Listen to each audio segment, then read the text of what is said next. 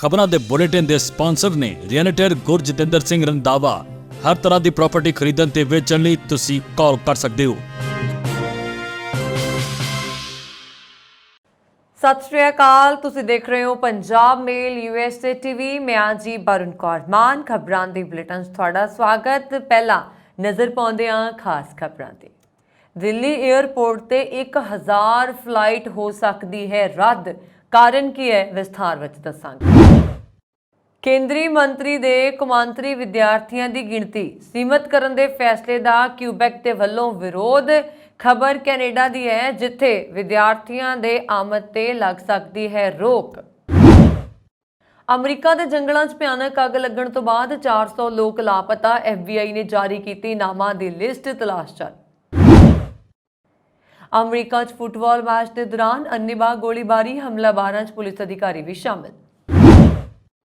$3.5 million की cocaine के तस्कर हरविंदर सिंह नूं अदालत ने ठहराया दोषी। अमरीका च अतवादी हमला करन दी कोशिश के दोष विच पाकिस्तानी डॉक्टर नूं 18 साल की जेल। ते हुण इन्हां खबरां दा विस्तार। अमरीका कनेडा सने देश विदेश दीआं होर भी बहुत सारियां खबरां।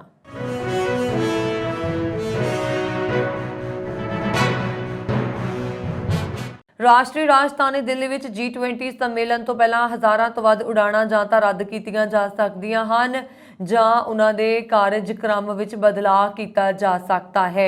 केंद्र सरकार ने सितंबर दे विच शहर विच होण वाले G20 सम्मेलन दौरान एयरलाइंस नूं फ्रीकुएंसी विच 1/4 तक कटौती करन दा निर्देश दिता है।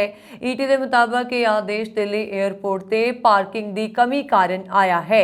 इस तो इलावा सरकार ने सम्मेलन के मद्देनज़र एयरलाइनां नूं अपने कुछ जहाज़ां नूं दूजे शहरां दे हवाई अड्डियां ते ट्रांसफर करन दे लई कहा है। दस दिए कि G20 सम्मेलन 9 सितंबर तो दिल्ली विच होएगा। इस दौरान एयरलाइन अधिकारियों ने देशव्यापी नैटवर्क ते प्रभाव की चेतावनी दी, जिस नाल उड़ाणां रद्द हो सकदियां ने, क्योंकि दिल्ली भारत का प्राइमरी हवाई अड्डा है। G20 सम्मेलन दे लई 50 तो वध जहाज़ दिल्ली लई उड़ान भरनगे, जिस विच अमरीका के राष्ट्रपति जो बाइडन, ब्रिटेन के प्रधानमंत्री ऋषि सुनक, चाइना के राष्ट्रपति शी जिनपिंग आदि शामिल होणगे। भारत के सब तो वड्डे हवाई अड्डे विच लगभग 220 पार्किंग स्टैंड ने अते हवाई आवाजाही विच वाधा होण कारण सारे भरे हुए ने। हाल ही विच इंजन की समस्या ते गो फर्स्ट के दिवालियापन कारण स्थिति बिगड़ गई है।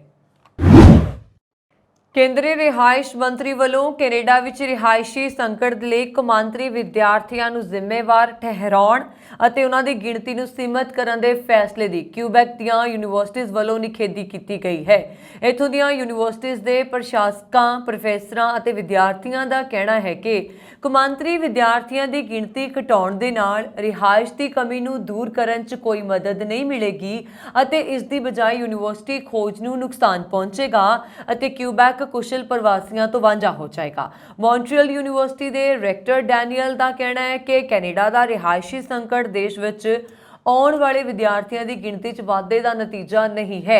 जो ट्रास ने कहा कि रिहायश समस्या असल है, समस्या गंभीर है, पर यह एक अजिही समस्या है जिहड़ी पिछले 2 दहाकियां के ढांचागत मुद्दों के सिट्टे वजों विकसित हो रही है, जो मैनू लगता है कि कौमांतरी विद्यार्थियों की आमद नाल सीधे तौर पर संबंधित नहीं है। जिक्रयोग है कि बीते सोमवार नूं केंद्रीय रिहाइश मंत्री फ्रेजर ने सुझाव दिता सीगा कि हाल ही के 2 सालों कैनेडा पढ़न आने वाले विद्यार्थियों की गिणती च विस्फोटक वाधा होया अते इस वाधे नूं सीमित करना रिहाइश की मंग नूं घटाउण दा ही एक बदल है।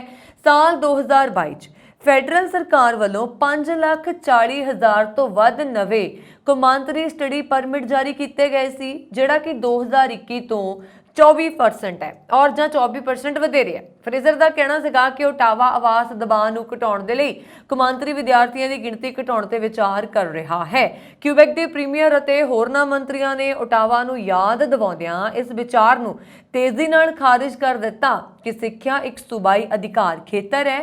जो ट्रास ने कहा कि मॉन्ट्रियल यूनीवर्सिटी के लगभग 42,000 विद्यार्थियों चों लगभग 6,000 कौमांतरी ने और उन्होंने कहा कि मैनू नहीं लगता कि यह गिणती शहर के आवास बाजार नूं प्रभावित करने के लिए काफ़ी है।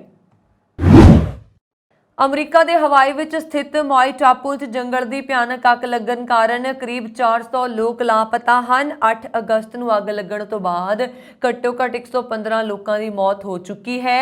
ਮੌਈ ਕਾਉਂਟੀ ਦਾ ਹਵਾਲਾ ਦਿੰਦੇ ਹੋਏ CNN ਨੇ ਕਿਹਾ ਕਿ FBI ਦੁਆਰਾ ਤਿਆਰ ਕੀਤੀ ਗਈ ਲਾਪਤਾ ਵਿਅਕਤੀਆਂ ਦੀ ਸੂਚੀ ਵਿੱਚ 388 ਨਾਮ ਸ਼ਾਮਲ ਨੇ। ਇਨ੍ਹਾਂ ਵਿਅਕਤੀਆਂ ਬਾਰੇ ਪਤਾ ਲਗਾਉਣ ਦੀ ਕੋਸ਼ਿਸ਼ ਕੀਤੀ ਜਾ ਰਹੀ ਹੈ। ਪੁਲਿਸ ਮੁਖੀ ਜੌਨ ਨੇ ਇੱਕ ਬਿਆਨ ਵਿੱਚ ਕਿਹਾ ਕਿ ਅਸੀਂ ਨਾਵਾਂ ਦੀ ਸੂਚੀ ਜਾਰੀ ਕਰ ਰਹੇ ਹਾਂ ਕਿਉਂਕਿ ਇਸ ਨਾਲ ਲਾਪਤਾ ਲੋਕਾਂ ਦੀ ਜਾਂਚ ਵਿੱਚ ਮਦਦ ਮਿਲੇਗੀ। ਹਵਾਈ ਸਰਕਾਰ ਦੇ ਜੋਸ਼ ਗ੍ਰੀਨ ਨੇ ਵੀਰਵਾਰ ਨੂੰ ਕਿਹਾ ਕਿ FBI ਲਾਪਤਾ ਲੋਕਾਂ ਦਾ ਪਤਾ ਲਗਵਾਉਣ ਦੇ ਲਈ ਏਜੰਸੀਆਂ ਨਾਲ ਕੰਮ ਕਰ ਰਹੀ ਹੈ। CNN ਦੀ ਰਿਪੋਰਟ ਦੇ ਮੁਤਾਬਕ 8 ਅਗਸਤ ਨੂੰ ਮਾਈ ਟਾਪੂ ਵਿੱਚ ਤੇਜ਼ ਹਵਾ ਕਾਰਨ ਅੱਗ ਦੀਆਂ ਲਪਟਾਂ ਉੱਠੀਆਂ, ਜਿਸ ਤੋਂ ਬਾਅਦ ਇਤਿਹਾਸਕ ਸ਼ਹਿਰ ਲਹਿਣਾ ਤਬਾਹ ਹੋ ਗਿਆ। ਸਾਰਾ ਇਲਾਕਾ ਸੜ ਕੇ ਸੁਆਹ ਹੋ ਗਿਆ। ਮਾਈ ਕਾਉਂਟੀ ਦੇ ਅਧਿਕਾਰੀਆਂ ਨੇ ਦੱਸਿਆ ਕਿ ਤਲਾਸ਼ੀ ਮੁਹਿੰਮ ਜਾਰੀ ਹੈ। ਹਵਾਈ ਖੇਤਰ ਦੇ ਗਵਰਨਰ ਜੋਸ਼ ਗ੍ਰੀਨ ਨੇ ਤਬਾਹੀ ਦਾ ਦੌਰਾ ਕਰਨ ਤੋਂ ਬਾਅਦ ਕਿਹਾ ਕਿ ਅਗਜ਼ਨੀ ਦੀ ਇਹ ਘਟਨਾ ਹੁਣ ਤੱਕ ਦੀ ਸਭ ਤੋਂ ਵੱਡੀ ਕੁਦਰਤੀ ਆਫਤ ਹੈ। ਉਸਨੇ ਦੱਸਿਆ ਸੀਗਾ ਕਿ ਇਸ ਘਟਨਾ ਨਾਲ ਪੱਛਮੀ ਮਾਈ ਵਿੱਚ ਘੱਟੋ-ਘੱਟ 2200 ਇਮਾਰਤਾਂ ਤਬਾਹ ਹੋ ਗਈਆਂ, ਜਿਨ੍ਹਾਂ ਚੋਂ 86% ਘਰ ਸਨ। ਜੋਸ਼ ਗ੍ਰੀਨ ਨੇ ਕਿਹਾ ਕਿ ਪੂਰੇ ਟਾਪੂ ਵਿੱਚ ਅੱਗ ਲੱਗਣ ਕਾਰਨ ਲਗਭਗ 6 ਅਰਬ ਡਾਲਰ ਦਾ ਨੁਕਸਾਨ ਹੋਇਆ ਹੈ। ਉਹਨਾਂ ਨੇ ਕਿਹਾ ਕਿ ਇਸ ਨੂੰ ਠੀਕ ਹੋਣ ਦੇ ਲਈ ਕਈ ਸਾਲ ਲੱਗ ਜਾਣਗੇ। ਦੱਸ ਦਈਏ ਕਿ ਇਸ ਤੋਂ ਪਹਿਲਾਂ ਸਾਲ 1961 ਵਿੱਚ ਸੂਬੇ 'ਚ ਅਗਜ਼ਨੀ ਦੀ ਅਜਿਹੀ ਵੱਡੀ ਘਟਨਾ ਸਾਹਮਣੇ ਆਈ ਸੀ, ਜਿਸ ਵਿੱਚ 61 ਲੋਕਾਂ ਦੀ ਜਾਨ ਚਲੀ ਗਈ ਸੀ। ਹਾਲਾਂਕਿ ਹਵਾਈ 'ਚ ਲੱਗੀ ਅੱਗ ਨੇ ਹੁਣ ਇਹਨਾਂ ਮਾਮਲਿਆਂ ਨੂੰ ਪਿੱਛੇ ਛੱਡ ਦਿੱਤਾ ਹੈ। ਅਮਰੀਕਾ ਵਿੱਚ ਗੋਲੀਬਾਰੀ ਦੀਆਂ ਘਟਨਾਵਾਂ ਰੁਕਣ ਦਾ ਨਾਮ ਨਹੀਂ ਲੈ ਰਹੀਆਂ। ਇਸ ਨਾਲ ਜੁੜੀਆਂ ਘਟਨਾਵਾਂ ਹਰ ਰੋਜ਼ ਦੇਖਣ ਨੂੰ ਮਿਲਦੀਆਂ ਨੇ। ਤਾਜ਼ਾ ਮਾਮਲਾ ਓਕਲਾਹੋਮਾ ਹਾਈ ਸਕੂਲ ਦਾ, ਜਿੱਥੇ ਸ਼ੁੱਕਰਵਾਰ ਨੂੰ ਫੁੱਟਬਾਲ ਮੈਚ ਦੌਰਾਨ 4 ਲੋਕਾਂ ਨੂੰ ਗੋਲੀ ਮਾਰ ਦਿੱਤੀ ਗਈ। ਨਿਊਯਾਰਕ ਪੋਸਟ ਦੀ ਰਿਪੋਰਟ ਦੇ ਮੁਤਾਬਕ ਇਹ ਘਟਨਾ ਸਥਾਨਕ ਸਮੇਂ ਮੁਤਾਬਕ ਰਾਤ ਕਰੀਬ 10:30 ਵਜੇ ਵਾਪਰੀ, ਜਦੋਂ ਚੋਕਟਾ ਹਾਈ ਸਕੂਲ ਅਤੇ ਡੇਲ ਸਿਟੀ ਹਾਈ ਸਕੂਲ ਵਿਚਾਲੇ ਮੈਚ ਚੱਲ ਰਿਹਾ ਸੀ। ਚੋਕਟਾ ਪੁਲਿਸ ਦੇ ਮੁਖੀ ਕੇਲੀ ਨੇ ਘਟਨਾ ਦੇ ਸੰਬੰਧ ਵਿੱਚ ਦੱਸਿਆ ਕਿ ਸ਼ੁੱਕਰਵਾਰ ਰਾਤ ਨੂੰ ਹੋਈ ਗੋਲੀਬਾਰੀ ਵਿੱਚ 4 ਲੋਕਾਂ ਨੂੰ ਗੋਲੀ ਲੱਗੀ, ਜਿਨ੍ਹਾਂ ਨੂੰ ਇਲਾਜ ਦੇ ਲਈ ਹਸਪਤਾਲ ਵਿੱਚ ਭਰਤੀ ਕਰਵਾਇਆ ਗਿਆ ਹੈ। ਪੁਲਿਸ ਦੇ ਮੁਤਾਬਕ ਜ਼ਖਮੀਆਂ 'ਚੋਂ ਇੱਕ ਵਿਦਿਆਰਥੀ ਹੈ। ਮਾਰਸ਼ਲ ਅਨੁਸਾਰ 3 ਜ਼ਖਮੀਆਂ ਦੀ ਹਾਲਤ ਨਾਜ਼ੁਕ ਬਣੀ ਹੋਈ ਹੈ, ਜਦਕਿ ਇੱਕ ਪੀੜਤ ਖਤਰੇ ਤੋਂ ਬਾਹਰ ਹੈ। ਡੇਲ ਸਿਟੀ ਪੁਲਿਸ ਮੁਖੀ ਲਾਇਡ ਨੇ ਪੱਤਰਕਾਰਾਂ ਨਾਲ ਗੱਲਬਾਤ ਦੇ ਦੌਰਾਨ ਕਿਹਾ, ਮੈਨੂੰ ਪਤਾ ਹੈ ਕਿ ਸਾਡਾ ਇੱਕ ਅਧਿਕਾਰੀ ਇਸ ਵਿੱਚ ਸ਼ਾਮਲ ਹੈ, ਜਿਸ ਦੀ ਜਾਂਚ ਕੀਤੀ ਜਾ ਰਹੀ ਹੈ। ਇਸ ਦੇ ਨਾਲ ਹੀ ਉਹਨਾਂ ਨੇ ਕਿਹਾ, ਜਿੱਥੋਂ ਤੱਕ ਮੈਨੂੰ ਅਸਲ 'ਚ ਨਹੀਂ ਪਤਾ ਕਿ ਉਹ ਕੌਣ ਹੈ। ਉਸਨੇ ਦੱਸਿਆ ਕਿ ਘਟਨਾ ਤੋਂ ਬਾਅਦ ਸ਼ੱਕੀ ਮੌਕੇ ਤੋਂ ਫਰਾਰ ਹੋ ਗਿਆ ਅਤੇ ਅਜੇ ਤੱਕ ਉਸ ਨੂੰ ਹਿਰਾਸਤ ਵਿੱਚ ਨਹੀਂ ਲਿਆ ਗਿਆ। ਹਾਲਾਂਕਿ ਉਸ ਦੀ ਤਲਾਸ਼ ਜਾਰੀ ਹੈ। ਜ਼ਿਕਰਯੋਗ ਹੈ ਕਿ ਇਸ ਘਟਨਾ ਤੋਂ 2 ਦਿਨ ਪਹਿਲਾਂ ਕੈਲੀਫੋਰਨੀਆ 'ਚ ਗੋਲੀਬਾਰੀ 'ਚ 5 ਲੋਕਾਂ ਦੀ ਮੌਤ ਹੋ ਗਈ ਸੀ। ਦੱਸ ਦੇਈਏ ਕਿ ਅਮਰੀਕਾ ਵਿੱਚ ਪਿਛਲੇ ਕੁਝ ਸਾਲਾਂ ਤੋਂ ਲਗਾਤਾਰ ਗੋਲੀਬਾਰੀ ਦੀਆਂ ਘਟਨਾਵਾਂ ਸਾਹਮਣੇ ਆ ਰਹੀਆਂ ਨੇ। ਅਸਲ ਵਿੱਚ ਇਸ ਲਈ ਬੰਦੂਕ ਸੱਭਿਆਚਾਰ ਨੂੰ ਜ਼ਿੰਮੇਵਾਰ ਠਹਿਰਾਇਆ ਜਾਂਦਾ ਹੈ। ਅਮਰੀਕਾ ਵਿੱਚ ਹਥਿਆਰਾਂ ਦਾ ਲਾਇਸੈਂਸ ਆਸਾਨੀ ਨਾਲ ਮਿਲ ਜਾਂਦਾ ਹੈ। ਅਮਰੀਕੀ ਰਾਸ਼ਟਰਪਤੀ ਜੋ ਬਾਈਡਨ ਨੇ ਵੀ ਅਜਿਹੀਆਂ ਘਟਨਾਵਾਂ ਤੇ ਨਿਰਾਸ਼ਾ ਪ੍ਰਗਟਾਈ ਹੈ।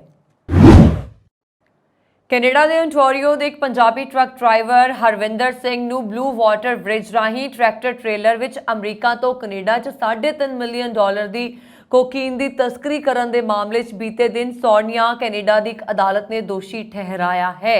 ਦੋਸ਼ੀ ਪਾਏ ਜਾਣ ਤੋਂ ਬਾਅਦ ਉਸ ਨੂੰ 16 ਨਵੰਬਰ ਨੂੰ ਸਜ਼ਾ ਸੁਣਾਈ ਜਾਏਗੀ ਅਤੇ ਉਸ ਨੂੰ 9 ਤੋਂ 12 ਸਾਲ ਤੱਕ ਦੀ ਜੇਲ੍ਹ ਦੀ ਸਜ਼ਾ ਹੋ ਸਕਦੀ ਹੈ। ਬਰੈਂਪਟਨ ਦੇ ਰਹਿਣ ਵਾਲੇ ਹਰਵਿੰਦਰ ਸਿੰਘ ਨੂੰ 31 ਮਾਰਚ 2021 ਨੂੰ ਮਿਸ਼ੀਗਨ ਅਤੇ ਸਾਰਨੀਆ ਕੈਨੇਡਾ ਖੇਤਰ ਨੂੰ ਜੋੜਨ ਵਾਲੀ ਕ੍ਰਾਸਿੰਗ ਤੋਂ ਗ੍ਰਿਫਤਾਰ ਕੀਤਾ ਗਿਆ ਸੀ, ਜਦੋਂ ਕੈਨੇਡਾ ਬਾਰਡਰ ਸਰਵਿਸਿਜ਼ ਏਜੰਸੀ ਦੇ ਅਧਿਕਾਰੀਆਂ ਨੂੰ ਉਸਦੇ ਟਰੈਕਟਰ ਟ੍ਰੇਲਰ ਦੀ ਜਾਂਚ ਦੇ ਲਈ ਤਾਂ ਉਸ ਵਿੱਚੋਂ $3.5 ਮਿਲੀਅਨ ਦੀ ਕੀਮਤ ਵਾਲੀ 62 ਕਿਲੋਗ੍ਰਾਮ ਕੋਕੀਨ ਜ਼ਬਤ ਹੋਈ ਸੀ। ਹਰਵਿੰਦਰ ਸਿੰਘ ਉਸ ਸਮੇਂ 25 ਸਾਲ ਦਾ ਸੀ। ਹਰਵਿੰਦਰ ਤੇ RCMP ਵੱਲੋਂ ਤਸਕਰੀ ਦੇ ਉਦੇਸ਼ ਦੇ ਲਈ ਕੋਕੀਨ ਆਯਾਤ ਕਰਨ ਅਤੇ ਕੋਕੀਨ ਰੱਖਣ ਦੇ ਦੋਸ਼ ਆਇਦ ਕੀਤੇ ਗਏ। ਮਾਣਯੋਗ ਜੱਜ ਨੇ ਆਪਣੇ 23 ਪੰਨਿਆਂ ਦੇ ਫੈਸਲੇ ਨੂੰ ਪੜ੍ਹਦਿਆਂ ਕਿਹਾ, ਮੈਨੂੰ ਵਾਜਬ ਸ਼ੱਕ ਤੋਂ ਪਿੱਛੇ ਹਟ ਕੇ ਸਿੰਘ ਤੇ ਲੱਗੇ ਦੋਵੇਂ ਦੋਸ਼ਾਂ ਵਿੱਚ ਦੋਸ਼ੀ ਹੋਣ ਦਾ ਪੂਰਾ ਯਕੀਨ ਹੈ। H1B ਵੀਜ਼ਾ ਤੇ ਅਮਰੀਕਾ 'ਚ ਕੰਮ ਕਰ ਰਹੇ ਇੱਕ ਪਾਕਿਸਤਾਨੀ ਡਾਕਟਰ ਨੂੰ ਅੱਤਵਾਦੀ ਸੰਗਠਨ ISIS ਨੂੰ ਮਦਦ ਮੁਹੱਈਆ ਕਰਵਾਉਣ ਅਤੇ ਅਮਰੀਕਾ 'ਚ ਅੱਤਵਾਦੀ ਹਮਲੇ ਕਰਨ ਦੀ ਕੋਸ਼ਿਸ਼ ਕਰਨ ਦੇ ਦੋਸ਼ 'ਚ 18 ਸਾਲ ਦੀ ਜੇਲ੍ਹ ਦੀ ਸਜ਼ਾ ਸੁਣਾਈ ਗਈ ਹੈ।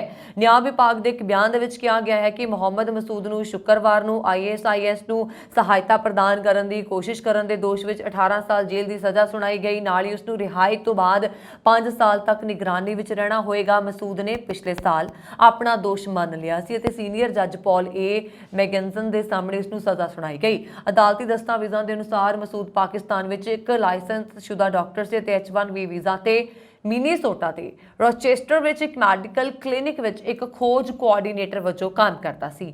ਮਸੂਦ ਨੇ ਜਨਵਰੀ 2020 ਤੋਂ ਮਾਰਚ 2020 ਦਰਮਿਆਨ ਇੱਕ ਅੱਤਵਾਦੀ ਸੰਗਠਨ ਵਿੱਚ ਸ਼ਾਮਲ ਹੋਣ ਦੇ ਉਦੇਸ਼ ਨਾਲ ਆਪਣੀ ਵਿਦੇਸ਼ ਯਾਤਰਾ ਦੀ ਸਹੂਲਤ ਦੇ ਲਈ ਮੈਸੇਂਜਿੰਗ ਐਪਲੀਕੇਸ਼ਨ ਦੀ ਵਰਤੋਂ ਕੀਤੀ। ਮਸੂਦ ਨੇ Islamic State of Iraq and al Sham ਵਿੱਚ ਸ਼ਾਮਲ ਹੋਣ ਦੀ ਆਪਣੀ ਇੱਛਾ ਦੇ ਸੰਬੰਧ ਵਿੱਚ ਕਈ ਬਿਆਨ ਦਿੱਤੇ ਅਤੇ ਉਸਨੇ ਅੱਤਵਾਦੀ ਸੰਗਠਨ ਅਤੇ ਉਸਦੇ ਨੇਤਾ ਪ੍ਰਤੀ ਆਪਣੀ ਵਫਾਦਾਰੀ ਵੀ ਜ਼ਾਹਿਰ ਕੀਤੀ ਸੀ। ਮਸੂਦ ਨੇ ਅਮਰੀਕਾ ਵਿੱਚ ਇਕੱਲੇ ਅੱਤਵਾਦੀ ਹਮਲੇ ਕਰਨ ਦਾ ਆਪਣਾ ਇਰਾਦਾ ਜ਼ਾਹਿਰ ਕੀਤਾ ਸੀ। ਅਮਰੀਕੀ ਰਾਸ਼ਟਰਪਤੀ ਜੋ ਬਾਈਡਨ ਨੇ ਸ਼ੁੱਕਰਵਾਰ ਨੂੰ ਸਾਬਕਾ ਰਾਸ਼ਟਰਪਤੀ ਡੋਨਾਲਡ ਟਰੰਪ ਦੇ ਮਗ ਸ਼ਾਟ ਤੇ ਨਿਸ਼ਾਨਾ ਵਿੰਨ੍ਹਦਿਆਂ ਉਹਨਾਂ ਨੂੰ ਸੁੰਦਰ ਅਤੇ ਅਦਭੁਤ ਵਿਅਕਤੀ ਦੱਸਿਆ। ਲੇਕ ਤਾਹੋ ਵਿੱਚ ਛੁੱਟੀਆਂ ਮਨਾ ਰਹੇ ਬਾਈਡਨ ਕੋਲੋਂ ਜਦੋਂ ਪੱਤਰਕਾਰਾਂ ਨੇ ਟਰੰਪ ਦੇ ਮਗ ਸ਼ਾਟ ਦੇ ਬਾਰੇ ਪੁੱਛਿਆ ਤਾਂ ਉਹਨਾਂ ਨੇ ਹਾਸਦਿਆਂ ਕਿਹਾ ਕਿ ਉਹਨਾਂ ਨੇ ਟੈਲੀਵਿਜ਼ਨ ਤੇ ਤਸਵੀਰ ਦੇਖੀ ਹੈ। ਇਸ ਮੌਕੇ ਜਦੋਂ ਉਹਨਾਂ ਕੋਲੋਂ ਇਹ ਪੁੱਛਿਆ ਗਿਆ ਕਿ ਉਹ ਇਸ ਬਾਰੇ ਕੀ ਸੋਚਦੇ ਨੇ ਤਾਂ ਰਾਸ਼ਟਰਪਤੀ ਬਾਈਡਨ ਨੇ ਉਹਨਾਂ ਨੂੰ ਸੁੰਦਰ ਅਤੇ ਅਦਭੁਤ ਵਿਅਕਤੀ ਕਰਾਰ ਦਿੱਤਾ। ਦੱਸਦੇ ਕਿ ਟਰੰਪ ਦੇ ਵੀਰਵਾਰ ਨੂੰ ਜਾਰਜੀਆ ਜੇਲ੍ਹ ਵਿੱਚ ਮਗ ਸ਼ਾਟ ਦੇਣ ਮਗਰੋਂ ਬਾਈਡਨ ਦੀ ਇਹ ਪਹਿਲੀ ਪ੍ਰਤੀਕਿਰਿਆ ਸੀ। ਟਰੰਪ ਨੂੰ ਧੋਖਾਧੜੀ ਅਤੇ ਸਾਜ਼ਿਸ਼ ਰਚਣ ਦੇ ਦੋਸ਼ ਵਿੱਚ ਵੀਰਵਾਰ ਨੂੰ ਫੁਲਟਨ ਕਾਉਂਟੀ ਜੇਲ੍ਹ ਵਿੱਚ ਰਸਮੀ ਤੌਰ ਤੇ ਗ੍ਰਿਫਤਾਰ ਕੀਤਾ ਗਿਆ ਸੀ। ਹਾਲਾਂਕਿ 20 ਮਿੰਟ ਬਾਅਦ ਬੌਂਡ ਭਰਨ ਤੋਂ ਬਾਅਦ ਉਹਨਾਂ ਨੂੰ ਰਿਹਾ ਕਰ ਦਿੱਤਾ ਗਿਆ। ਟਰੰਪ ਤੇ ਜਾਰਜੀਆ 'ਚ 2020 ਦੀਆਂ ਚੋਣਾਂ ਦੇ ਨਤੀਜਿਆਂ ਨੂੰ ਪਲਟਣ ਦੇ ਲਈ ਉਹਨਾਂ ਦੇ 18 ਹੋਰਨਾਂ ਸਹਿਯੋਗੀਆਂ ਨਾਲ ਮਿਲ ਕੇ ਸਾਜ਼ਿਸ਼ ਰਚਣ ਦਾ ਦੋਸ਼ ਹੈ। ਟਰੰਪ ਜਦੋਂ ਜੇਲ੍ਹ ਗਏ ਤਾਂ ਜੇਲ੍ਹ ਪ੍ਰਸ਼ਾਸਨ ਵੱਲੋਂ ਹੋਰਨਾਂ ਕੈਦੀਆਂ ਵਾਂਗ ਹੀ ਉਹਨਾਂ ਦੀਆਂ ਉਂਗਲਾਂ ਦੇ ਨਿਸ਼ਾਨ ਅਤੇ ਮਗ ਸ਼ਾਟ ਲੱਗ ਗਿਆ ਸੀ। ਇਸ ਦੇ ਨਾਲ ਹੀ ਟਰੰਪ ਅਮਰੀਕਾ ਦੇ ਪਹਿਲੇ ਅਜਿਹੇ ਸਾਬਕਾ ਰਾਸ਼ਟਰਪਤੀ ਬਣ ਗਏ ਨੇ ਜਿਨ੍ਹਾਂ ਦਾ ਮਗ ਸ਼ਾਟ ਲਿਆ ਗਿਆ ਹੈ। ਅਮਰੀਕਾ ਦੇ ਕਾਨੂੰਨ ਦੇ ਮੁਤਾਬਕ ਪੁਲਿਸ ਵੱਲੋਂ ਦੋਸ਼ੀ ਦੇ ਚਿਹਰੇ ਦੀ ਫੋਟੋ ਖਿੱਚਣ ਨੂੰ ਮਗ ਸ਼ਾਟ ਕਿਹਾ ਜਾਂਦਾ ਹੈ। ਇੱਥੇ ਇਹ ਵੀ ਦੱਸਣਾ ਬਣਦਾ ਹੈ ਕਿ ਜਾਰਜੀਆ ਅਮਰੀਕਾ ਦੇ ਉਹਨਾਂ ਪ੍ਰਮੁੱਖ ਸ਼ਹਿਰਾਂ ਵਿੱਚੋਂ ਇੱਕ ਸੀ ਜਿੱਥੇ ਕਿ ਟਰੰਪ ਮਾਮੂਲੀ ਫਰਕ ਨਾਲ ਹਾਰ ਗਏ ਸੀ, ਜਿਸ ਕਾਰਨ ਰਿਪਬਲਿਕਨਾਂ ਤੇ ਉਹਨਾਂ ਦੇ ਸਹਿਯੋਗੀਆਂ ਨੂੰ ਬਿਨਾਂ ਕਿਸੇ ਸਬੂਤ ਤੋਂ ਇਹ ਐਲਾਨ ਕਰਨ ਦੇ ਲਈ ਮਜਬੂਰ ਹੋਣਾ ਪਿਆ ਸੀਗਾ ਕਿ ਚੋਣਾਂ 'ਚ ਉਹਨਾਂ ਦੇ ਵਿਰੋਧੀ ਜੋ ਬਾਈਡਨ ਵੱਲੋਂ ਘਪਲਾ ਕੀਤਾ ਗਿਆ ਹੈ। ਮਹਿੰਦਰਪਾਲ ਸਿੰਘ ਇੱਕ ਅਜਿਹਾ ਨਾਮ ਜੋ ਭਾਰਤ ਦੇ ਸਪੇਸ ਓਡੀਸੀ ਦੇ ਸਮਾਨਾਰਥੀ ਬਣ ਗਏ ਨੇ। ਮਹਿੰਦਰਪਾਲ ਸਿੰਘ ਭਾਰਤੀ ਪੁਲਾੜ ਖੋਜ ਸੰਗਠਨ ਦੇ ਇੱਕ ਵਿਗਿਆਨੀ ਹੀ ਨਹੀਂ ਸਗੋਂ ਉਹ ਪੂਰੀ ਕੌਮ ਦੇ ਸੁਪਨਿਆਂ ਤੇ ਮਾਣ ਦੀ ਪ੍ਰਤੀਨਿਧਤਾ ਕਰਦੇ ਨੇ। ਭਾਰਤ ਦੇ ਚੰਦਰਯਾਨ 3 ਮਿਸ਼ਨ ਦੀ ਇਤਿਹਾਸਿਕ ਸੌਫਟ ਲੈਂਡਿੰਗ ਦੇ ਪਿੱਛੇ ਇੱਕ ਪ੍ਰਮੁੱਖ ਸ਼ਖਸੀਅਤ ਵਜੋਂ ਸਿੰਘ ਨੇ ਭਾਰਤ ਦੇ ਪੁਲਾੜ ਖੋਜ ਇਤਿਹਾਸ ਦੇ ਵਿੱਚ ਆਪਣਾ ਨਾਮ ਦਰਜ ਕੀਤਾ ਹੈ। ਭਾਰਤੀ ਵਿਗਿਆਨ ਦੇ ਖੇਤਰ ਵਿੱਚ ਘੱਟ ਨੁਮਾਇੰਦਗੀ ਵਾਲੇ ਸਿੱਖ ਭਾਈਚਾਰੇ ਤੋਂ ਸਿੰਘ ਦਾ ਇਸਰੋ ਵਿੱਚ ਪ੍ਰਮੁੱਖ ਮਾਣ ਉਸਦੇ ਬੇਮਿਸਾਲ ਸਮਰਪਣ, ਪ੍ਰਤਿਭਾ ਤੇ ਦ੍ਰਿੜਤਾ ਦਾ ਪ੍ਰਮਾਣ ਹੈ।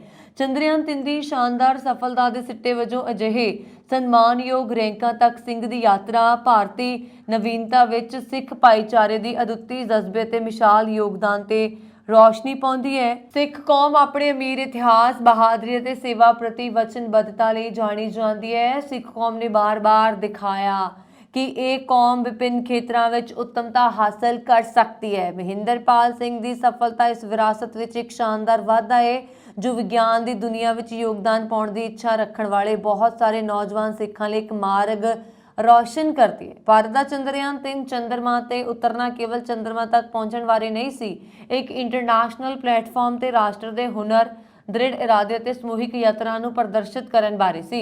ਇਸ ਵਿਸ਼ਾਲ ਉਦਮ ਦੇ ਵਿੱਚ ਸਿੰਘ ਦਾ ਯੋਗਦਾਨ ਸਭ ਤੋਂ ਵੱਧ ਸੀ। ਇਹ ਸਪਸ਼ਟ ਹੈ ਕਿ ਸਿੰਘ ਵਰਗੀਆਂ ਸ਼ਖਸੀਅਤਾਂ ਭਾਰਤ ਨੂੰ ਵਿਸ਼ਵ ਪੱਧਰ ਤੇ ਅੱਗੇ ਵਧਾਉਣ ਦੇ ਲਈ ਹੋਰ ਪੁਲਾੜ ਯਾਤਰਾ ਕਰਨ ਵਾਲੇ ਦੇਸ਼ਾਂ ਦੇ ਨਾਲ ਮੋਢਾ ਜੋੜਨ ਦੇ ਲਈ ਮਹੱਤਵਪੂਰਨ ਭੂਮਿਕਾ ਨਿਭਾਉਂਦੀਆਂ ਨੇ। ਮਹਿੰਦਰਪਾਲ ਸਿੰਘ ਨੂੰ ਆਉਣ ਵਾਲੀਆਂ ਅਣਗਿਣਤ ਸਪੇਸ ਉਤਸ਼ਾਹੀ ਪੀੜ੍ਹੀਆਂ ਇਸਰੋ ਦੇ ਇੱਕ ਮਹਾਨ ਵਿਗਿਆਨੀ ਵਜੋਂ ਹੀ ਨਹੀਂ ਸਗੋਂ ਇੱਕ ਪ੍ਰੇਰਣਾ ਸਰੋਤ ਦੇ ਰੂਪ ਵਿੱਚ ਪਹਿਚਾਨਣਗੀਆਂ। ਉਹਨਾਂ ਦੀ ਕਹਾਣੀ ਨੌਜਵਾਨ ਮਨਾਂ ਨੂੰ ਆਪਣੇ ਸੁਪਨਿਆਂ ਵਿੱਚ ਵਿਸ਼ਵਾਸ ਕਰਨ ਦੇ ਲਈ ਇੱਕ ਸਪਸ਼ਟ ਸੱਦਾ ਹੈ, ਚਾਹੇ ਉਹਨਾਂ ਦਾ ਪਿਛੋਕੜ ਕੋਈ ਵੀ ਹੋਵੇ। ਸਿੰਘ ਦੀ ਵਿਰਾਸਤ ਇੱਕ ਪ੍ਰਭਾਵਸ਼ਾਲੀ ਯਾਦ ਦਿਵਾਉਣ ਦੇ ਲਈ ਕੰਮ ਕਰੇਗੀ ਕਿ ਲਗਨ, ਜਨੂਨ ਅਤੇ ਉਦੇਸ਼ ਦੀ ਭਾਵਨਾ ਨਾਲ ਹਰ ਵਿਅਕਤੀ ਆਪਣੇ ਦੇਸ਼ ਨੂੰ ਮਾਣ ਦੇਣ ਵਿੱਚ ਯੋਗਦਾਨ ਪਾ ਸਕਦਾ ਹੈ। ਮੈਂ ਹੈਡ ਕਰ ਰਿਹਾ ਕੁਆਲਿਟੀ ਮੈਨੇਜਮੈਂਟ ਸਿਸਟਮ ਪ੍ਰੋਗਰਾਮ ਜੋ ਹੈਗਾ ਇਸਰੋ ਦਾ, ਸਾਡੇ ਸੈਂਟਰ ਦਾ। ਮੈਂ ਯੂਆਰ ਹਾਊਸ ਸੈਟੇਲਾਈਟ ਸੈਂਟਰ ਵਿੱਚ ਕੰਮ ਕਰਦਾ ਔਰ 35 ਸਾਲ ਤੋਂ ਇੱਥੇ ਹੈਗਾ। ਤੇ ਇੱਕ ਹੋਰ ਮੈਂ ਡਿਪਟੀ ਪ੍ਰੋਜੈਕਟ ਡਾਇਰੈਕਟਰ ਹੈਗਾ HRSAT। HRSAT ਸਾਡਾ ਸੈਟੇਲਾਈਟ ਹੈਗਾ ਜਿਹਦਾ ਮੈਂ ਡਿਪਟੀ ਪ੍ਰੋਜੈਕਟ ਡਾਇਰੈਕਟਰ ਹੈਗਾ। ਤੇ ਜੋ ਪਿੱਛੇ ਮੰਗਲਯਾਨ ਲਾਂਚ ਕੀਤਾ ਜੀ, ਉਹਦਾ ਮੈਂ ਪ੍ਰੋਜੈਕਟ ਮੈਨੇਜਰ ਸੀ। ਓ ਵਾਓ। ਤੇ ਉਸ ਤੋਂ ਇਲਾਵਾ ਇੱਕ ਹੋਰ ਸੈਟਲਾਈਟ ਸੀ ਵੈਦਰ ਵਾਸਤੇ ਮੈਟੀਓਰੋਲੋਜੀਕਲ ਸੈਟਲਾਈਟ ਜੀ ਤੇ ਜੋ ਫ੍ਰੈਂਚ ਗਿਆਨਾ ਤੋਂ ਲਾਂਚ ਕੀਤਾ ਸੀਗਾ 2013 ਵਿੱਚ।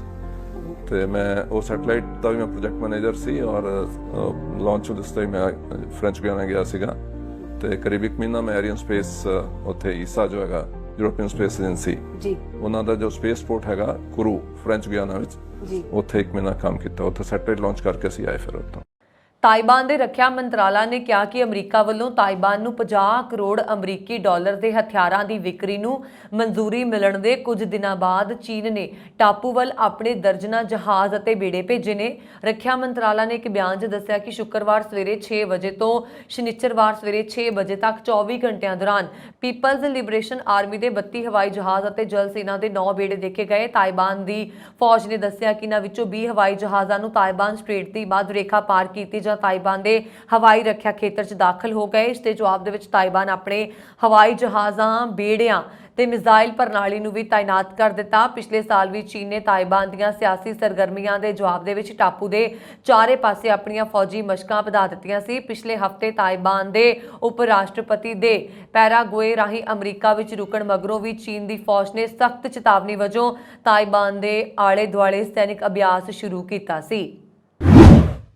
4 ਦੇਸ਼ਾਂ ਦੇ 4 ਪੁਲਾੜ ਯਾਤਰੀ ਸ਼ਨੀਵਾਰ ਨੂੰ ਸਪੇਸਐਕਸ ਦੇ ਰਾਕੇਟ ਰਾਹੀਂ ਅੰਤਰਰਾਸ਼ਟਰੀ ਪੁਲਾੜ ਸਟੇਸ਼ਨ ਲਈ ਰਵਾਨਾ ਹੋਏ। ਉਹ ਸੰਭਾਵਤ ਤੌਰ ਤੇ ਐਤਵਾਰ ਨੂੰ ਆਪਣੇ ਸਪੇਸਐਕਸ ਕੈਪਸੂਲ ਰਾਹੀਂ ਪੁਲਾੜ ਸਟੇਸ਼ਨ ਪਹੁੰਚ ਜਾਣਗੇ, ਜਿੱਥੇ ਉਹ ਮਾਰਚ ਤੋਂ ਰਹਿ ਰਹੇ 4 ਪੁਲਾੜ ਯਾਤਰੀਆਂ ਦੀ ਥਾਂ ਲੈਣਗੇ। ਕੈਨੇਡੀ ਸਪੇਸ ਸੈਂਟਰ ਤੋਂ ਅਮਰੀਕਾ ਦੀ ਪੁਲਾੜ ਏਜੰਸੀ ਨਾਸਾ ਦੀ ਇੱਕ ਪੁਲਾੜ ਯਾਤਰੀ ਨਾਲ ਡੈਨਮਾਰਕ, ਜਾਪਾਨ ਅਤੇ ਰੂਸ ਦੇ ਯਾਤਰੀਆਂ ਨੇ ਉਡਾਣ ਭਰੀ। ਅਧਿਕਾਰੀਆਂ ਨੇ ਦੱਸਿਆ ਕਿ ਅਮਰੀਕਾ ਦੀ ਪਹਿਲੀ ਲਾਂਚਿੰਗ ਹੈ ਜਿਸ ਵਿੱਚ ਪੁਲਾੜ ਯਾਨ ਦੀ ਹਰ ਸੀਟ ਤੇ ਵੱਖ-ਵੱਖ ਦੇਸ਼ ਦੇ ਪੁਲਾੜ ਯਾਤਰੀ ਬੈਠੇ ਸੀ। ਇਸ ਤੋਂ ਪਹਿਲਾਂ ਤੱਕ ਨਾਸਾ ਸਪੇਸਐਕਸ ਯਾਨ ਵਿੱਚ 2 ਜਾਂ 3 ਪੁਲਾੜ ਯਾਤਰੀਆਂ ਨੂੰ ਸ਼ਾਮਲ ਕਰਦਾ ਸੀ।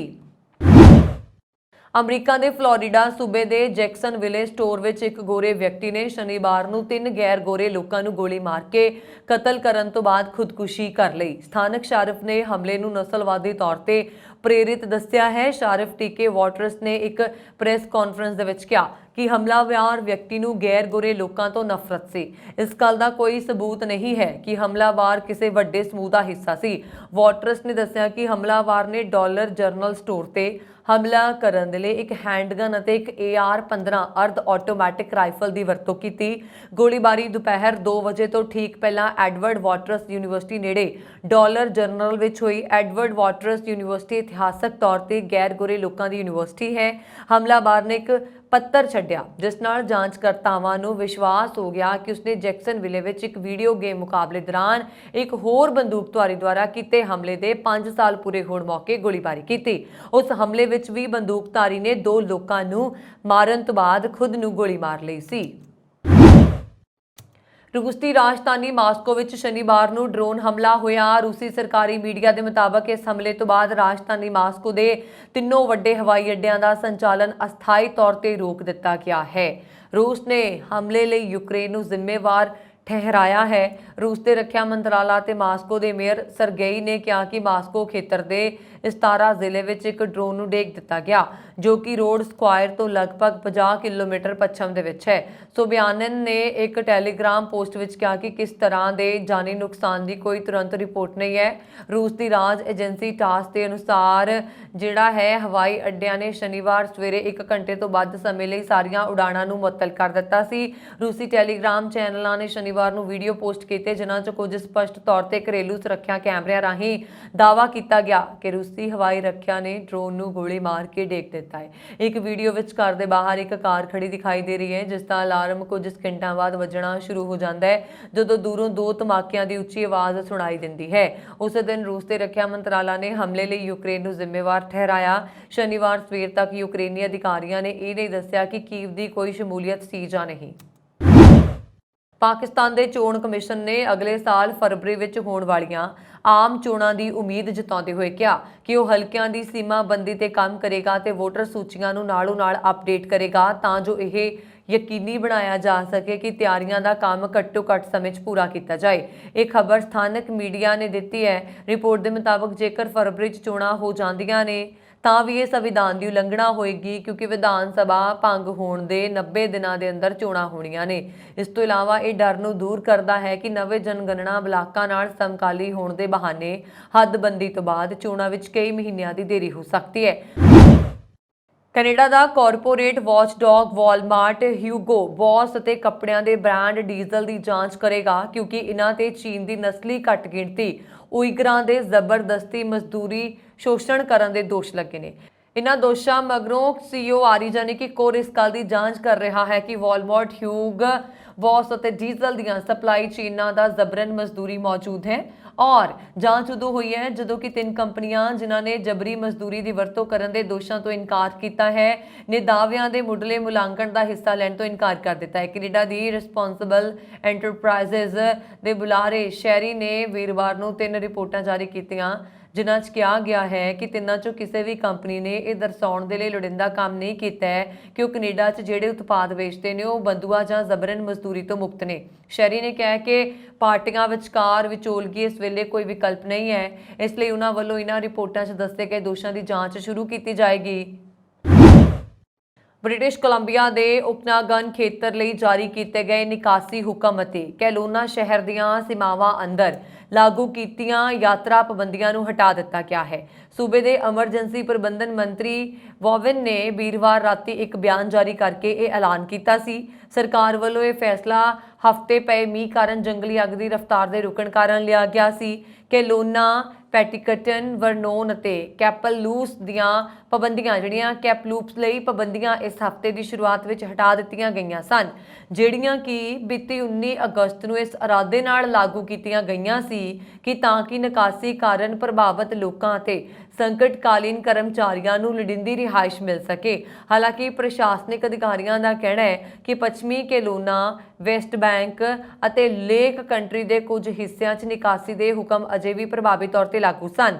ਐਮਰਜੈਂਸੀ ਆਪਰੇਸ਼ਨ ਸੈਂਟਰ ਦਾ ਕਹਿਣਾ ਸੀਗਾ ਕਿ ਵਾਪਸ ਪਰਤਣ ਵਾਲੇ ਨਿਵਾਸੀਆਂ ਨੂੰ ਸੁਰੱਖਿਅਤ ਵਾਪਸੀ ਲਈ ਵਿਆਪਕ ਗਾਈਡਲਾਈਨਸ ਦੀ ਪਾਲਣਾ ਕਰਨੀ ਚਾਹੀਦੀ ਹੈ, ਜਿਸ ਵਿੱਚ ਪਾਲਤੂ ਜਾਨਵਰਾਂ, ਬੀਮਾ ਅਤੇ ਮਾਨਸਿਕ ਸਿਹਤ ਸਹਾਇਤਾ ਨਾਲ ਜੁੜੇ ਮੁੱਦਿਆਂ ਲਈ ਉਚਿਤ ਪ੍ਰਕਿਰਿਆਵਾਂ ਸ਼ਾਮਲ ਨੇ। ਇਸ ਦੇ ਨਾਲ ਹੀ ਅਧਿਕਾਰੀਆਂ ਨੇ ਇਹ ਚੇਤਾਵਨੀ ਵੀ ਦਿੱਤੀ ਹੈ ਕਿ ਵਾਪਸ ਪਰਤਣ ਵਾਲੇ ਨਿਵਾਸੀਆਂ ਨੂੰ ਜੰਗਲ ਦੀ ਅੱਗ ਮਗਰੋਂ ਬਹੁਤ ਸਾਰੇ ਖਤਰਿਆਂ ਦਾ ਸਾਹਮਣਾ ਕਰਨਾ ਪੈ ਸਕਦਾ ਹੈ, ਜਿਨ੍ਹਾਂ 'ਚ ਨੁਕਸਾਨੇ ਗਏ ਦਰਖਤ ਮੁੱਖ ਤੌਰ ਤੇ ਸ਼ਾਮਲ ਨੇ।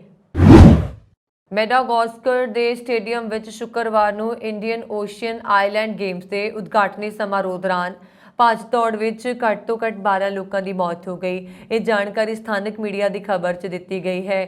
ਖਬਰ ਦੇ ਮੁਤਾਬਕ ਦੇਸ਼ ਦੇ ਪ੍ਰਧਾਨ ਮੰਤਰੀ ਕ੍ਰਿਸਚੀਅਨਸ ਨੇ ਮ੍ਰਿਤਕਾਂ ਦੀ ਗਿਣਤੀ ਦੀ ਪੁਸ਼ਟੀ ਕੀਤੀ ਹੈ। ਉਹਨਾਂ ਨੇ ਦੱਸਿਆ ਕਿ ਭੱਜ ਦੌੜ ਵਿੱਚ 80 ਦੇ ਕਰੀਬ ਲੋਕ ਜ਼ਖਮੀ ਹੋਏ, ਜਿਨ੍ਹਾਂ 'ਚੋਂ 11 ਦੀ ਹਾਲਤ ਗੰਭੀਰ ਬਣੀ ਹੋਈ ਹੈ। ਖਬਰਾਂ ਦੇ ਵਿੱਚ ਦੱਸਿਆ ਗਿਆ ਕਿ ਮੈਡਾਗਾਸਕਰ ਦੀ ਰਾਜਧਾਨੀ ਅੰਟਨਾਨਾਰੀਵੋ ਦੇ ਮਹਾਮਾਸੀਨਾ ਸਟੇਡੀਅਮ ਵਿੱਚ ਆਯੋਜਿਤ ਉਦਘਾਟਨੀ ਸਮਾਰੋਹ 'ਚ ਸ਼ਾਮਲ ਹੋਣ ਦੇ ਲਈ ਪਹੁੰਚੇ ਦੇਸ਼ ਦੇ ਰਾਸ਼ਟਰਪਤੀ ਐਂਡਰੀ ਨੇ ਇਸ ਹਾਦਸੇ ਤੇ ਦੁੱਖ ਪ੍ਰਗਟ ਕੀਤਾ ਤੇ ਸਟੇਡੀਅਮ ਵਿੱਚ ਮੌਜੂਦ ਲੋਕਾਂ ਨੂੰ ਜਾਨ ਗਵਾਉਣ ਵਾਲਿਆਂ ਲਈ ਕੁਝ ਪਲ ਲਈ ਮੌਨ ਵਰਤ ਰੱਖਣ ਦੀ ਅਪੀਲ ਕੀਤੀ। ਕੈਨੇਡਾ ਦੇ ਪ੍ਰਧਾਨ ਮੰਤਰੀ ਜਸਟਿਨ ਟਰੂਡੋ ਵੱਲੋਂ ਸ਼ੁੱਕਰਵਾਰ ਨੂੰ ਬ੍ਰਿਟਿਸ਼ ਕੋਲੰਬੀਆ ਦੇ ਅੱਗ ਪ੍ਰਭਾਵਿਤ ਖੇਤਰਾਂ ਦਾ ਦੌਰਾ ਕੀਤਾ ਗਿਆ ਸੀ। ਇਸ ਦੌਰਾਨ ਕੇਂਦਰੀ ਓਕਨਾਗਤ ਖੇਤਰ 'ਚ ਬੋਲਦਿਆਂ ਉਹਨਾਂ ਨੇ ਕਿਹਾ ਸੀਗਾ ਕਿ ਭਿਆਨਕ ਜੰਗਲੀ ਅੱਗ ਦੀ ਵੱਧ ਰਹੀ ਗਤੀ ਕੁਝ ਕੈਨੇਡੀਅਨਸ ਦੇ ਲਈ ਬੀਮਾ ਹਾਸਲ ਕਰਨਾ ਮੁਸ਼ਕਿਲ ਬਣਾ ਦੇਗੀ। ਪ੍ਰਧਾਨ ਮੰਤਰੀ ਨੇ ਕਿਹਾ ਕਿ ਅਸੀਂ ਇਸ ਸਮੇਂ ਇੱਕ ਬਦਲਦੀ ਹੋਈ ਦੁਨੀਆ, ਬਦਲਦੇ ਹੋਏ ਮੌਸਮ ਦਾ ਅਤੇ ਬਦਲਦੀ ਹੋਈ ਦੁਨੀਆ ਦਾ ਸਾਹਮਣਾ ਕਰ ਰਹੇ ਹਾਂ। ਉਹਨਾਂ ਨੇ ਕਿਹਾ ਕਿ ਅਸੀਂ ਜ਼ਿਆਦਾ ਤੋਂ ਜ਼ਿਆਦਾ ਤੀਬਰ ਮੌਸਮ ਦੀਆਂ ਘਟਨਾਵਾਂ ਦੇਖ ਰਹੇ ਹਾਂ, ਇਸ ਕਾਰਨ ਲੋਕਾਂ ਲਈ ਬੀਮਾ ਹਾਸਲ ਕਰਨਾ ਹੋਰ ਵੀ ਮੁਸ਼ਕਿਲ ਹੋ ਜਾਏਗਾ, ਇੱਥੋਂ ਤੱਕ ਕਿ ਉਹਨਾਂ ਲਈ ਜਿਹੜੇ ਇਸ ਨੂੰ ਪ੍ਰਾਪਤ ਕਰ ਰਹੇ ਨੇ। ਪ੍ਰਧਾਨ ਮੰਤਰੀ ਦੀਆਂ ਇਹ ਟਿੱਪਣੀਆਂ ਉਦੋਂ ਆਈਆਂ ਜਦੋਂ ਬੀਮਾ ਮਾਹਿਰਾਂ ਦਾ ਕਹਿਣਾ ਹੈ ਕਿ ਕੁਦਰਤੀ ਆਫਤਾਂ ਦੀ ਸੀਮਾ ਬਹੁਤ ਸਾਰੇ ਕੈਨੇਡੀਅਨਸ ਦੇ ਲਈ ਵੱਧ ਰਹੀ ਹੈ। ਇਸ ਮੌਕੇ ਪ੍ਰਧਾਨ ਮੰਤਰੀ ਵੱਲੋਂ ਪੱਛਮੀ ਕੈਲੋਨਾ ਦੇ ਸਥਾਨਕ ਨੇਤਾਵਾਂ, ਫਸਟ ਨੇਸ਼ਨਸ ਵਲੰਟੀਅਰਸ ਅਤੇ ਹਜ਼ਾਰਾਂ ਹੋਰਨਾਂ ਲੋਕਾਂ ਨਾਲ ਮੁਲਾਕਾਤ ਕੀਤੀ ਗਈ, ਜਿਹੜੇ ਕਿ ਇੱਕ ਹਫ਼ਤਾ ਪਹਿਲਾਂ ਭਿਆਨਕ ਜੰਗਲੀ ਅੱਗ ਕਾਰਨ ਬੇਘਰ ਹੋਏ ਸੀ। ਪੱਛਮੀ ਕੈਲੋਨਾ ਫਾਇਰ ਹਾਲ ਤੋਂ ਬੋਲਦਿਆਂ ਪ੍ਰਧਾਨ ਮੰਤਰੀ ਨੇ ਕਿਹਾ, ਅਸੀਂ ਇਸ ਸਮੇਂ ਬਦਲਦੀ ਦੁਨੀਆ ਦਾ ਸਾਹਮਣਾ ਕਰ ਰਹੇ ਹਾਂ।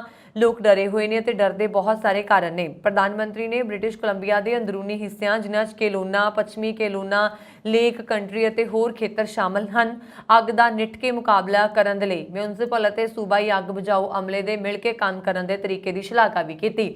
ਹਾਲਾਂਕਿ ਇਸ ਦੌਰਾਨ ਖਾਸ ਗੱਲ ਇਹ ਰਹੀ ਕਿ ਪ੍ਰਧਾਨ ਮੰਤਰੀ ਵੱਲੋਂ ਇੱਥੇ ਰਹਿੰਦੇ ਭਾਈਚਾਰਿਆਂ ਲਈ ਕਿਸੇ ਨਵੇਂ ਸੰਘੀ ਖਰਚੇ ਜਾਂ ਨਵੀਂ ਪਹਿਲ ਕਦਮੀ ਦਾ ਐਲਾਨ ਨਹੀਂ ਕੀਤਾ ਗਿਆ। ਜਿਸ ਨਾਲ ਭਵਿੱਖ ਵਿੱਚ ਉਹ ਅਜਿਹੇ ਖਤਰਿਆਂ ਨਾਲ ਨਜਿੱਠਣ ਦੇ ਲਈ ਤਿਆਰ ਰਹਿ ਸਕਣ। ਇਸ ਸਭ ਦੀ ਬਜਾਏ ਉਹਨਾਂ ਨੇ ਬ੍ਰਿਟਿਸ਼ ਕੋਲੰਬੀਆ 'ਚ ਪਹਿਲਾਂ ਤੋਂ ਹੀ ਕੀਤੇ ਜਾ ਰਹੇ ਕੰਮਾਂ ਤੇ ਬੋਲਣ ਬਾਰੇ ਧਿਆਨ ਕੇਂਦਰਿਤ ਕੀਤਾ। ਜਦੋਂ ਕੈਨੇਡਾ ਦੇ ਪ੍ਰਧਾਨ ਮੰਤਰੀ ਇੱਥੇ ਪਹੁੰਚੇ ਤਾਂ ਕੁਝ ਲੋਕਾਂ ਵੱਲੋਂ ਉਹਨਾਂ ਦਾ ਵਿਰੋਧ ਵੀ ਕੀਤਾ ਗਿਆ। ਦੱਸ ਦਈਏ ਕਿ ਇਸ ਸਮੇਂ ਬ੍ਰਿਟਿਸ਼ ਕੋਲੰਬੀਆ 'ਚ ਕਰੀਬ 370 ਦੇ ਕਰੀਬ ਥਾਵਾਂ ਤੇ ਸਰਗਰਮ ਜੰਗਲੀ ਅੱਗ ਮੌਜੂਦ ਹੈ, ਜਿਨ੍ਹਾਂ ਚੋਂ 150 ਨੂੰ ਕਾਬੂ ਤੋਂ ਬਾਹਰ ਸ਼੍ਰੇਣੀਬੱਧ ਕੀਤਾ ਗਿਆ ਹੈ। ਇੰਨਾ ਹੀ ਨਹੀਂ, ਹੁਣ ਤੱਕ ਅੱਗ ਕਾਰਨ ਬ੍ਰਿਟਿਸ਼ ਕੋਲੰਬੀਆ 'ਚ 18,000 ਵਰਗ ਕਿਲੋਮੀਟਰ ਜ਼ਮੀਨ ਝੁਲਸ ਗਈ ਹੈ, ਜਿਸ ਵਿੱਚ 71% ਅੱਗ ਬਿਜਲੀ ਦੇ ਕਾਰਨ ਲੱਗੀ ਹੈ ਅਤੇ 23% ਅੱਗ ਲੋਕਾਂ ਵੱਲੋਂ ਲਾਈ ਗਈ ਸੀ। ਬਾਰਡਰ ਅਧਿਕਾਰੀਆਂ ਦਾ ਕਹਿਣਾ ਹੈ ਕਿ ਇਸ ਸਾਲ ਗਰਮੀਆਂ 'ਚ 2 ਮਹੀਨਿਆਂ ਦੀ ਮਿਆਦ ਅੰਦਰ ਟੋਰਾਂਟੋ ਦੇ ਪੀਅਰਸਨ ਕੌਮਾਂਤਰੀ ਹਵਾਈ ਅੱਡੇ ਤੇ 3.3 ਟਨ ਤੋਂ ਵੱਧ ਗੈਰ ਕਾਨੂੰਨੀ ਪਦਾਰਥ ਅਤੇ ਖਤਰਨਾਕ ਦਵਾਈਆਂ ਬਰਾਮਦ ਕੀਤੀਆਂ ਗਈਆਂ ਨੇ। ਵੀਰਵਾਰ ਨੂੰ ਜਾਰੀ ਇੱਕ ਪ੍ਰੈਸ ਰਿਲੀਜ਼ ਦੇ ਵਿੱਚ ਕੈਨੇਡੀਅਨ ਬਾਰਡਰ ਸਰਵਿਸਿਜ਼ ਏਜੰਸੀ ਨੇ ਕਿਹਾ ਕਿ ਇਹ ਦਵਾਈਆਂ, ਜਿਨ੍ਹਾਂ ਦੀ ਪਹਿਚਾਣ PMK, ਇਥਾਈਲ ਗਲਾਈਸੀਟੈਂਡ ਅਤੇ 1,4-ਬਿਊਟੇਨਡੀਓਲ ਵਜੋਂ ਕੀਤੀ ਗਈ ਹੈ, ਏਸ਼ੀਆ ਤੋਂ ਆਉਣ ਵਾਲੇ ਕਈ ਵੱਖ-ਵੱਖ ਸ਼ਿਪਮੈਂਟਾਂ 'ਚੋਂ ਮਿਲੀਆਂ ਨੇ। ਉਹਨਾਂ ਨੇ ਦੱਸਿਆ ਕਿ ਇਹਨਾਂ ਡਰੱਗਸ ਨੂੰ ਇਸ ਸਾਲ ਜੂਨ ਅਤੇ ਜੁਲਾਈ ਦਰਮਿਆਨ ਸਰਹੱਦੀ ਸੇਵਾਵਾਂ ਦੇ ਅਧਿਕਾਰੀਆਂ ਵੱਲੋਂ ਰੋਕਿਆ ਗਿਆ ਸੀ। CBSA ਦਾ ਕਹਿਣਾ ਹੈ ਕਿ ਇਹਨਾਂ ਦਵਾਈਆਂ ਦੀ ਵਰਤੋਂ MDMA ਬਣਾਉਣ ਲਈ ਕੀਤੀ ਜਾਂਦੀ ਹੈ, ਜਿਸ ਨੂੰ ਐਕਸਟੈਸੀ ਵੀ ਕਿਹਾ ਜਾਂਦਾ ਹੈ। ਇਸ ਦੇ ਨਾਲ ਹੀ ਇਹਨਾਂ ਦੀ ਵਰਤੋਂ ਹੋਰ ਮਨੋਵਿਗਿਆਨਕ ਦਵਾਈਆਂ 'ਚ ਕੀਤੀ ਜਾਂਦੀ ਹੈ, ਜਿਹੜੀਆਂ ਅਕਸਰ ਸਰੀਰਕ ਅਤੇ ਜਿਨਸੀ ਹਮਲੇ ਕਰਨ ਦੇ ਲਈ ਵਰਤੀਆਂ ਜਾਂਦੀਆਂ ਨੇ। ਅਧਿਕਾਰੀਆਂ ਨੇ ਦੱਸਿਆ ਕਿ ਦਵਾਈਆਂ ਕੇਂਦਰੀ ਦਿਮਾਗੀ ਪ੍ਰਣਾਲੀ ਤੇ ਅਸਰ ਕਰਦੀਆਂ ਨੇ ਅਤੇ ਜੋ ਕਿ ਮੂਡ, ਜਾਗਰੂਕਤਾ ਤੇ ਵਿਵਹਾਰ 'ਚ ਤਬਦੀਲ ਕਰਦਾ ਕਾਰਨ ਬਣ ਸਕਦੀਆਂ ਨੇ। ਉਹਨਾਂ ਨੇ ਕਿਹਾ ਕਿ ਇਸ ਰੋਕ ਨੇ MDMA ਅਤੇ ਹੋਰ ਦਵਾਈਆਂ ਦੀਆਂ ਲੱਖਾਂ ਖੁਰਾਕਾਂ ਨੂੰ ਕੈਨੇਡੀਅਨਸ ਭਾਈਚਾਰਿਆਂ ਤੱਕ ਪਹੁੰਚਣ ਤੋਂ ਰੋਕਿਆ ਹੋ ਸਕਦਾ ਹੈ। ਪਿਛਲੇ ਦਿਨੀ ਬੁੱਧਵਾਰ ਨੂੰ ਬ੍ਰਿਟਿਸ਼ ਕੋਲੰਬੀਆ ਦੇ ਸ਼ੁਸ਼ਬੈਪ ਇਲਾਕੇ 'ਚ ਮਾਹੌਲ ਉਸ ਵੇਲੇ ਤਣਾਅਪੂਰਨ ਹੋ ਗਿਆ ਸੀ ਜਦੋਂ ਇੱਥੇ ਕੁਝ ਲੋਕਾਂ ਨੇ ਜੰਗਲ ਦੀ ਅੱਗ ਦੇ ਚਲਦਿਆਂ ਲਾਗੂ ਕੀਤੇ ਗਏ ਨਿਕਾਸੀ ਹੁਕਮ ਪਾਲਣ ਕਰਨ ਤੋਂ ਇਨਕਾਰ ਕਰ ਦਿੱਤਾ ਸੀ। ਇਸ ਦੌਰਾਨ ਲੋਕਾਂ ਵੱਲੋਂ ਪ੍ਰਦਰਸ਼ਨ ਕੀਤਾ ਗਿਆ ਸੀ ਅਤੇ ਉਹਨਾਂ ਨੇ ਪੁਲਿਸ ਵੱਲੋਂ ਬੰਦ ਕੀਤੇ ਗਏ ਟਰਾਂਸ ਕੈਨੇਡਾ ਹਾਈਵੇ ਨੂੰ ਵੀ ਪਾਸ ਕਰਨ ਦੀ ਕੋਸ਼ਿਸ਼ ਕੀਤੀ ਸੀ। ਇਸ ਤਣਾਅ ਦੇ ਚਲਦਿਆਂ ਇਲਾਕੇ 'ਚ ਜੰਗਲੀ ਅੱਗ ਤੇ ਕਾਬੂ ਪਾਉਣ ਦੇ ਲਈ ਮੁਸ਼ੱਕਤ ਕਰ ਰਹੇ ਫਾਇਰ ਫਾਈਟਰਸ ਨੂੰ ਵੀ ਇੱਥੋਂ ਹਟਾ ਲਿਆ ਗਿਆ ਸੀ। ਸੋਸ਼ਲ ਮੀਡੀਆ ਤੇ ਪੋਸਟ ਕੀਤੀਆਂ ਗਈਆਂ ਇਸ ਘਟਨਾ ਦੀਆਂ ਲਾਈਵ ਵੀਡੀਓਜ਼ ਦੇ ਵਿੱਚ ਲਗਭਗ 20 ਪ੍ਰਦਰਸ਼ਨਕਾਰੀਆਂ ਨੂੰ ਸੋਰੈਂਟੋ ਵਿੱਚ ਝੀਲ ਦੇ ਕਿਨਾਰੇ ਪੁਲਿਸ ਦੀਆਂ ਕਾਰਾਂ ਦੀ ਨਾਕਾਬੰਦੀ ਦਾ ਸਾਹਮਣਾ ਕਰਦੇ ਹੋਏ ਦੇਖਿਆ ਗਿਆ ਸੀ। ਕੁਝ ਪ੍ਰਦਰਸ਼ਨਕਾਰੀਆਂ ਨੇ ਸਿੱਧੇ ਤੌਰ ਤੇ ਇਹ ਕਿਹਾ ਕਿ ਉਹ ਨਹੀਂ ਮੰਨਦੇ ਕਿ ਸਿਆਸਤਦਾਨਾਂ ਨੂੰ ਉਹਨਾਂ ਨੂੰ ਸੜਕ ਦੀ ਵਰਤੋਂ ਕਰਨ ਤੋਂ ਰੋਕਣ ਦਾ ਅਧਿਕਾਰ ਹੈ ਅਤੇ RCMP ਵੱਲੋਂ ਇਸ ਨੂੰ ਰੋਕਣਾ ਗੈਰ ਕਾਨੂੰਨੀ ਹੈ। ਇਸ ਗਰੁੱਪ ਵੱਲੋਂ ਇਵੈਕੂਏਸ਼ਨ ਜ਼ੋਨ ਦੇ ਅੰਦਰ ਦਾਖਲ ਹੋਣ ਦੀ ਕੋਸ਼ਿਸ਼ ਕੀਤੀ ਜਾ ਰਹੀ ਸੀ ਅਤੇ ਗਰੁੱਪ ਦੇ ਲੋਕਾਂ ਦਾ ਕਹਿਣਾ ਸੀਗਾ ਕਿ ਉਹਨਾਂ ਨੇ ਜਾਇਦਾਦਾਂ ਦੇ ਮਾਲਕਾਂ ਦਾ ਸਮਰਥਨ ਕਰਨ ਦੀ ਯੋਜਨਾ ਬਣਾਈ ਹੈ, ਜਿਹੜੇ ਕਿ ਅਜੇ ਵੀ ਅੰਦਰ ਅੱਗ ਨਾਲ ਲੜ ਰਹੇ ਨੇ। ਕਰੀਬ 1 ਘੰਟੇ ਬਾਅਦ ਇਹ ਗਰੁੱਪ ਬਿਨਾਂ ਕਿਸੇ ਹਿੰਸਾ ਦੇ ਖਿੰਡ ਗਿਆ। ਅਧਿਕਾਰੀਆਂ ਨੇ ਬ੍ਰਿਟਿਸ਼ ਕੋਲੰਬੀਆ ਦੇ ਵਸਨੀਕਾਂ ਨੂੰ ਇਹ ਅਪੀਲ ਕੀਤੀ ਹੈ ਕਿ ਜੰਗਲੀ ਅੱਗ ਦੇ ਚਲਦਿਆਂ ਸੁਸ਼ਵੈਪ ਵਿੱਚ ਜਾਰੀ ਕੀਤੇ ਗਏ ਨਿਕਾਸੀ ਹੁਕਮਾਂ ਦੀ ਪਾਲਣਾ ਕਰਨ। ਦੱਸਣਯੋਗ ਹੈ ਕਿ BC ਵਾਈਲਡ ਫਾਇਰ ਸਰਵਿਸਿਜ਼ ਦੇ ਮੈਂਬਰ 410 ਵਰਗ ਕਿਲੋਮੀਟਰ ਦੇ ਦਾਇਰੇ 'ਚ ਫੈਲੀ ਬੁਸ਼ ਕ੍ਰੀਕ ਈਸਟ ਅੱਗ ਨਾਲ ਲਗਾਤਾਰ ਲੜ ਰਹੇ, ਜਿਸ ਦੇ ਇੱਥੇ ਅਣਗਿਣਤ ਜਾਇਦਾਦਾਂ ਨੂੰ ਨੁਕਸਾਨ ਹੋਇਆ ਅਤੇ ਲਗਭਗ 11,000 ਲੋਕਾਂ ਨੂੰ ਇਸ ਕਾਰਨ ਆਪਣੇ ਘਰ ਛੱਡਣ ਦੇ ਲਈ ਮਜਬੂਰ ਹੋਣਾ ਪਿਆ। ਇਹ ਸਨ ਹੁਣ ਤੱਕ ਦੀਆਂ ਖਬਰਾਂ। ਮੈਨੂੰ ਬਰੁਨ ਕੌਰ ਮਾਨ ਨੂੰ ਦਿਓ ਆਗਿਆ ਤੇ ਹੋਰ ਖਬਰਾਂ ਦੇ ਲਈ ਸਾਡਾ YouTube ਚੈਨਲ ਪੰਜਾਬ ਮੇਲ USA TV ਜ਼ਰੂਰ ਸਬਸਕ੍ਰਾਈਬ ਕਰੋ ਜੀ। ਸ਼ੁਕਰੀਆ ਜੀ, ਸਤਿ ਸ਼੍ਰੀ ਅਕਾਲ।